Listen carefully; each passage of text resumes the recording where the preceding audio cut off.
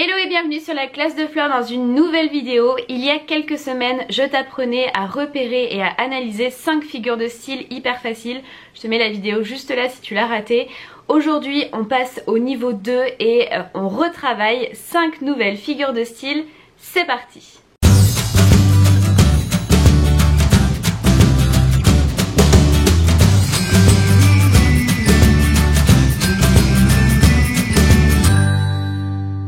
Cette fois-ci, je suis allée piocher mes figures de style dans le roman de littérature jeunesse L'épouvantable bibliothécaire d'Anne-Gaëlle Balp, que j'ai vraiment beaucoup aimé et que je te conseille d'ailleurs si tu aimes les histoires de livres et de méchantes sorcières. Sans plus attendre, je te montre tout ça, on passe au tableau, let's go! Dans la première vidéo concernant les figures de style, je te parlais de l'accumulation, qui est en fait une liste d'éléments. La gradation est une accumulation ordonnée.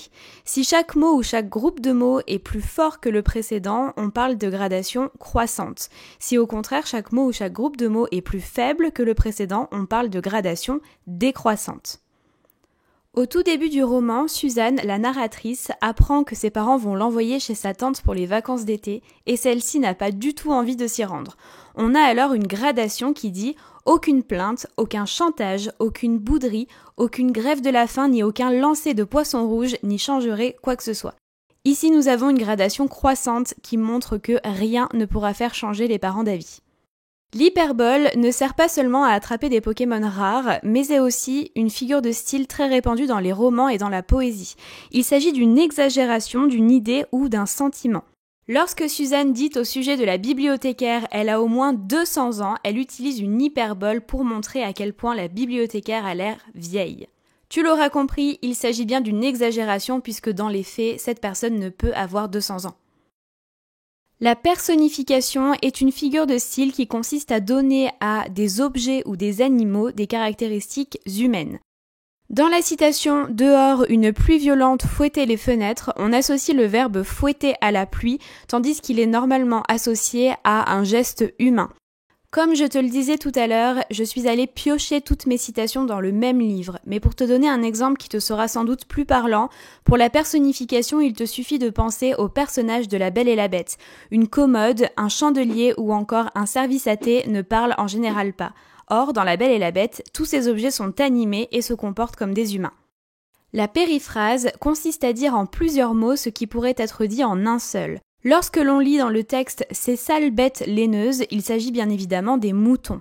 La périphrase permet donc de ne pas répéter sans arrêt la même chose et de varier un petit peu les appellations.